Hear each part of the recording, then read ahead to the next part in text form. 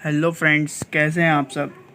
उम्मीद करता हूँ आप सब अच्छे होंगे और बारिश के मौसम का मज़ा ले रहे होंगे। दोस्तों, ये वीडियो बिल्कुल भी मतलब जो है नेगेटिव मत लीजिएगा। ये आपको डराने के लिए या आपको परेशान करने के लिए नहीं बना रहा हूँ।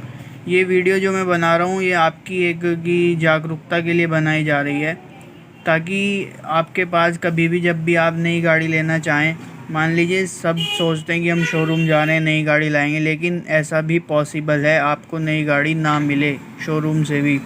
तो उसी चीज़ को देखते हुए ऐसे बहुत सारे केसेस हुए हैं। मैं ये वीडियो बनाने जा रहा हूँ ताकि मैं आपको उसमें कुछ मेन पॉइंट्स बता सकूँ, किन चीज़ों का आपको ध्यान रखना चाहिए।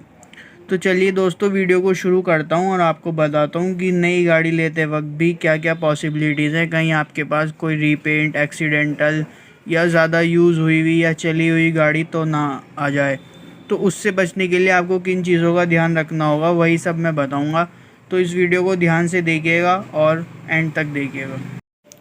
तो दोस्तों चलिए शुरू करते हैं और आपको बताते हैं एक एक करके सब चीज़ें। इसको वन बाय वन कैटेगरी में लेंगे और आपको समझाऊंगा कि क्या चीज़ क्यों चेक करनी होती है और क्या ज़रूरी होता है। देखो, ऐसा नहीं है, मैं किसी को ब्लेम नहीं कर रहा हूँ कि कोई डीलर या कोई कंपनी ऐसा कर रही है कुछ भी। ये एक जनरल होता है, मतलब कंपनी कोई भी नहीं ऐसा व्हीकल बेचती है, लेकिन कुछ बीच में डीलरशिप की वजह से गड़बड़ी हो जाती है। देखो, या तो जैसे कि कोई गाड़ी आई, लॉन्च हुई जनवरी में और शोरूम में खड़ी है, 7-8 महीने हो चुके हैं या 10 महीने हो चुके हैं, तो डीलर्स क्या है, उस गाड़ी को ही बेचना चाहते हैं सबसे पहले।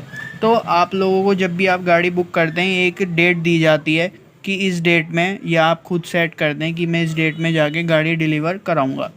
तो उस हिसाब से वो लोग गाड़ी को तैयार कर देते हैं और आपको आपके जो अपॉइंटमेंट दी होती है उस डेट पे आप शोरूम पहुंच जाते हैं। दोस्तों, उससे पहले एक चीज़ होती है प्री डिलीवरी इंस्पेक्शन, पीडीआई जिसको शॉर्ट फॉर्म में कह देते हैं। वो होना बहुत ज़रूरी है और ये कोई ऐसा नहीं है कि कोई बहुत महान व्यक्ति कर सकता है। सब आप जनरल बंदा जो भी जा रहा है खुद भी कर सकता है, क्योंकि सबको इतनी नॉलेज होती है। तो इस चीज़ को देखिएगा। देखो, सबसे पहले जब भी आप गाड़ी चेक करें, आप देख लें कि आपने कौन सी गाड़ी बुक करी थी, वही वेरिएंट है, कहीं आपको लो वेरिएंट तो नहीं दिया जा रहा है या कोई कलर का फॉल्ट हो या जो भी। मैं एक एक करके बताऊँ। सबसे पहले आप चेक करें ओडोमीटर। ओडोमीटर जो कि आपकी गाड़ी का डिस्टेंस नोट करता है। ओडोमीटर जो है दोस्तों, वो आपकी गाड़ी 100 किलोमीटर से कम चली हुई होनी चाहिए।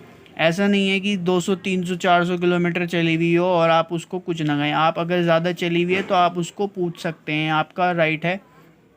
आप पूछ सकते हैं, सवाल कर सकते हैं कि ये भाई इतनी ज़्यादा क्यों चली हुई है। क्योंकि देखो, ट्रांसपोर्टेशन में और पार्किंग में लगाने में, स्टॉक यार्ड से शोरूम तक लाने में तो 20 30 50 किलोमीटर तो ऑब्वियसली चलती है। लेकिन अगर 100 से ज़्यादा चली हुई होगी या 200 होगी तो वो चीज़ गलत है। हो सकता है क्योंकि वहाँ पर टेस्ट ड्राइव व्हीकल्स कुछ डीलरशिप पे अवेलेबल नहीं होते हैं, तो वो जो गाड़ियाँ शोरूम पे बिकने के लिए आती हैं उनको ही ट्रायल में चलवा देते हैं और फिर उनको ही जो है कस्टमर को बेच देते हैं। तो उस चीज़ को आपको नॉलेज में रखते हुए, ध्यान में रखते हुए आपको देखना है कि गाड़ी आपकी कम चली होनी चाहिए, ज़्यादा चली हुई ना हो। और इस केस में एक बेनिफिट ये भी होता है कि अगर आपकी गाड़ी जो है ज़्यादा रन करी हुई होती है, 100 किलोमीटर से अबव या जो भी होती है, तो उसमें आप जो है हकदार होते हैं कि आपका प्राइस जो है लेस करा जाए। प्राइस लेस करने का आपको बिल्कुल, आप उसको कम करा सकते हैं। ऐसा नहीं है कि डीलर आपको इनकार कर देगा। और मैं एक बात और बता दूं कि आपको फुल पेमेंट तभी करना है जब आप फुल सेटिस्फाइड हों कि हाँ हमारा व्हीकल ओके है या कोई बहुत मेजर कोई कमी नहीं है। कोई ऐसी मोटी छोटी मोटी कमी हो तो उसको आप एडजस्ट भी कर सकते हैं, लेकिन कोई ज़्यादा बड़ा डैमेज है या आपको कुछ दिख रहा है कि ये एक्सीडेंटल है या कुछ और भी है। क्योंकि देखो, गलती सबसे होती है जो ट्रांसपोर्टेशन के दौरान बंदे ड्राइव करते हैं, पार्क करते हैं, उनसे भी कई बार टकरा जाती है गाड़ी। तो वो लोग उसी को रीपेंट और जो है टिप टॉप करके फिर आगे निकाल देते हैं। तो इस चीज़ का आपको ध्यान रखना है। उसके बाद आपको देखना है गाड़ी के टायर्स।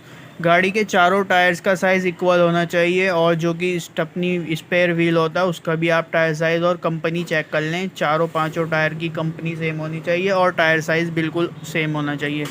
कई बार ऐसा देखा है मैंने कि एक टायर छोटा बड़ा होता है तो फिर वो बाद में चक्कर काटने पड़ते हैं, उससे कोई फ़ायदा नहीं है और आप भी जो है आपका मन उतर जाता है गाड़ी से।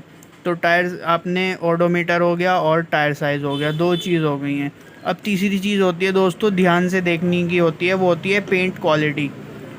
जो गाड़ी रीपेंट होगी या रिपेयर होगी उसमें पेंट दो फैक्ट्री फिटेड पेंट नहीं होगा, पेंट जो है मैनुअल शोरूम पर करा जाएगा, उसमें ज़रूर कुछ ना कुछ डिफरेंस होता है।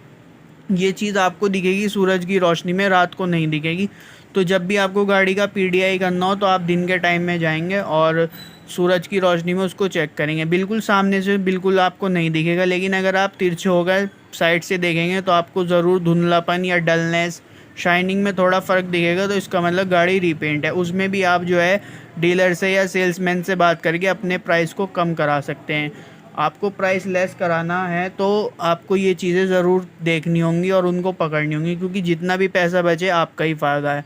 और दूसरी चीज़ होती है मैन्युफैक्चरिंग डेट और गाड़ी का रजिस्ट्रेशन डेट। तो वो होता है जिस दिन आप गाड़ी को रजिस्टर कराते हैं अपने नाम पर, लेकिन मैन्युफैक्चरिंग डेट होती है उस गाड़ी की बनने की तारीख। अब कुछ गाड़ियाँ ऐसी होती हैं कि नवंबर दिसंबर में मैन्युफैक्चर की गई हैं और डीलर आपको अगले साल नेक्स्ट ईयर में उसे बेचने की कोशिश करते हैं मार्च या अप्रैल में।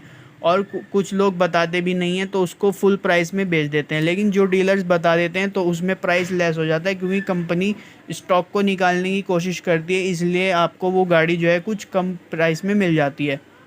तो जो लोग नहीं ध्यान रखते इन बातों का, डीलर उसको फुल प्राइस में ही बेच देते हैं और लॉस तो कुछ नहीं होता है, लेकिन यह थोड़ा आपका पैसा बचने के चांस रहते हैं। तो उस पर आप मैन्युफैक्चरिंग डेट और मंथ भी होता है, उस पर मेंशन ईयर भी होता है, उसको ध्यान से देखें तभी आप गाड़ी को उस हिसाब से ख़रीदें, उस हिसाब से पेमेंट करें।